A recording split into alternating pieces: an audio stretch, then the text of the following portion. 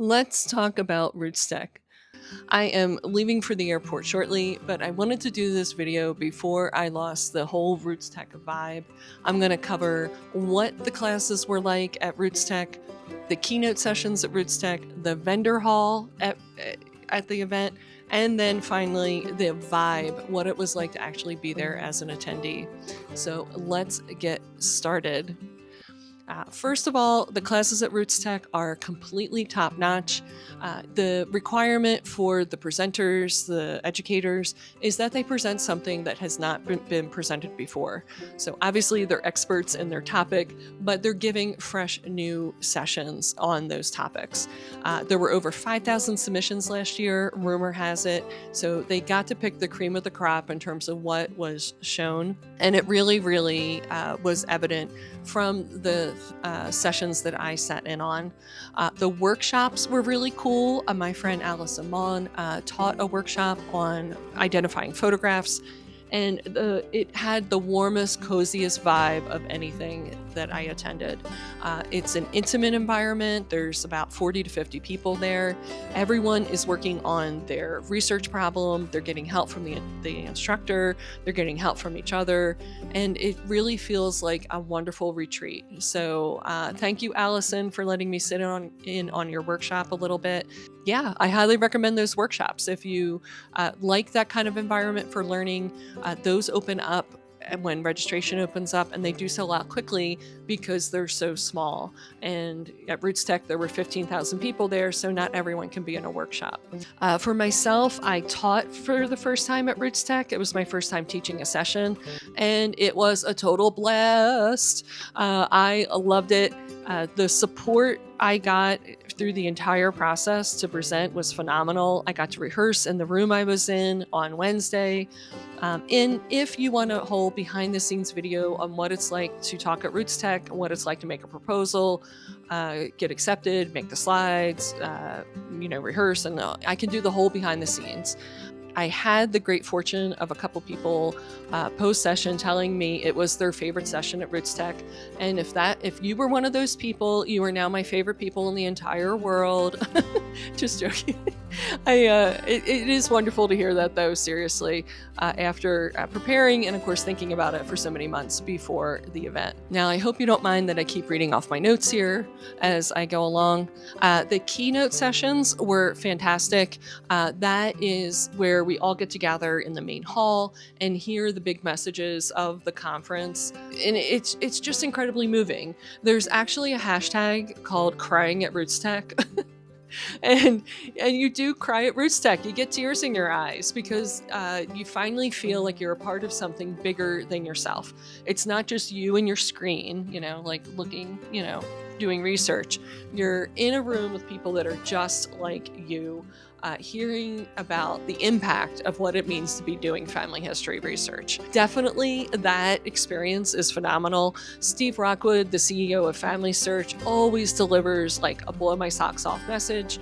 And honestly, in the past, when I did RootsTech Online, I did not watch those keynotes because I'm like, I just want to do the learning sessions. So if you're feeling down, you're feeling despondent, you're feeling like you need a pick-me-up, go look for those keynotes, either the 2025 or a past year if they're still there on rootstech.org, and watch it. Just sit and watch it and turn the volume up so you feel like you're in the space, because it is a very immersive experience. But do that. I think it would help you. I know I'm going to be doing that. When I feel a little bit down about genealogy, for sure. The vendor hall. This is where you get all your steps in. It is jam-packed with energy and excitement, almost like every other corner of RootsTech. The really fun Heritage Stage had a constant series of different dancers and performers and musicians. So that was kind of cool, always adding that energy into the space. And I got to meet the actual employees, owners, and founders of a bunch of companies for family history writing. I'm going to be putting together a whole video about those companies and the products that they offer, so look for that in the coming weeks. But it is fun to be able to talk to the actual people making products and then hear other people's questions too, and really feel educated and comfortable about decisions I'm making in terms of purchasing things.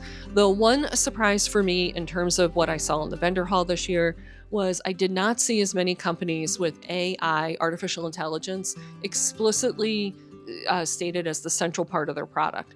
That was something that I saw last year. It was like, look, our product is AI, it's made with AI, or we use AI. So the AI is much more low key this year if it's in the product.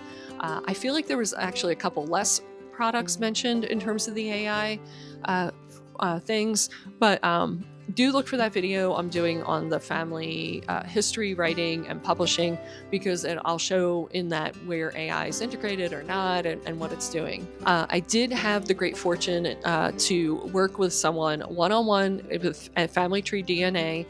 Huge surprise to me was the actual employee who's a scientist. It's not every day you just walk up and talk to a scientist, at least in my world, whose job it is to represent the data on the website for non-scientists. So total scientist knows DNA inside and out, now needs to translate that into actual representation visually for non-scientists and not lose any of the science value in it, right? So that is not easy to do. If you yourself have ever been an expert in something and you're talking to someone who's not an expert, you're like, oh, how do I explain this like I'm explaining it to a fifth grader? Because that's the level we want to talk to people at. We don't want to assume that they know too much, and we don't want to talk to them like they're tiny children. We want to talk to them like they're a fifth grader, or, to an eighth grader, and it's not easy. He did a great job, though. I think Family Tree DNA does a great job representing their information, and he did a great job with me explaining my Y-DNA of my dad's, obviously not my Y-DNA, my dad's Y-DNA, and how it could help solve the research problem that we've had. So that was amazingly cool, because I know if I just called up Family Tree DNA and said, I want to speak to the scientist who's in charge of this, I'm not going to get them. They're busy working, right? But at RootsTech, they all come and they want to show off their product and really be a help to us. So if that's appealing to you, then go to RootsTech and you'll have the same serendipity. And now we're down to the final part, which is maybe the part that you've been waiting for, is the vibe at RootsTech. What is it really like to be there? And I am responding to this as someone who has attended a lot of conferences in the past, genealogy conferences, obviously, but also technology conferences. I used to be in tech, finance conferences. I was in tech at a finance company, so there was that. Also coaching conferences, other professional development conferences. And let me tell you, at those conferences, I was always kind of fumbling, not really understanding what I was supposed to be doing or who there was to meet. And then the overall feeling like excluded, like, maybe there was somebody somewhere I was supposed to be, or I was supposed to be networking or whatever. There is none of that awkwardness at RootsTech. I seriously go to RootsTech and feel like any of the 15,000 people there could be my next best friend. Everyone is there with the intention of making the most out of the event and just jumping in full steam into learning, meeting other people, and being positive, just being a positive part of the experience. For those of you that don't know, RootsTech is put on by Family Search. Family Search is run by the Church of Jesus Christ of Latter-day Saints. This is, commonly known as the Mormon Church.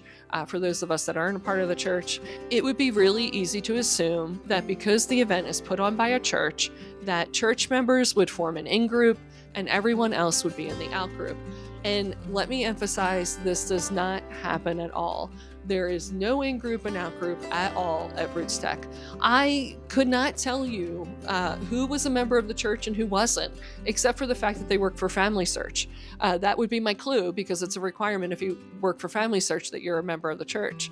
I spent the entire time always feeling included, supported, and part of a community. That feeling was fantastic, and it was definitely what I experienced last year and made me apply, honestly, to be a speaker for 2025. I wanted to support an event like this in any way that I could. By the end of the weekend, I was joking with the organizers that I met from RootsTech that they should do a conference on how to do conferences for other companies and organizations, because they are that good at doing conferences. If you've gone to conferences in the past for other things and had bad experiences, I invite you to wash that away.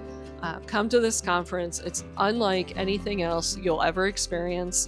And, if finances are an issue for you, you just make it your birthday and holiday Christmas gifts that people give you money to go to RootsTech. They can buy your hotel room, your plane ticket, train ticket, gas money, whatever it takes. I feel like everyone should get here once so they can experience the vibe and the energy that is RootsTech. And with that, I am going to get to the airport. I don't want to miss my plane. I love RootsTech, but it's over. I have to wait until 2026 to experience it again. And I will catch you in the next video from my house.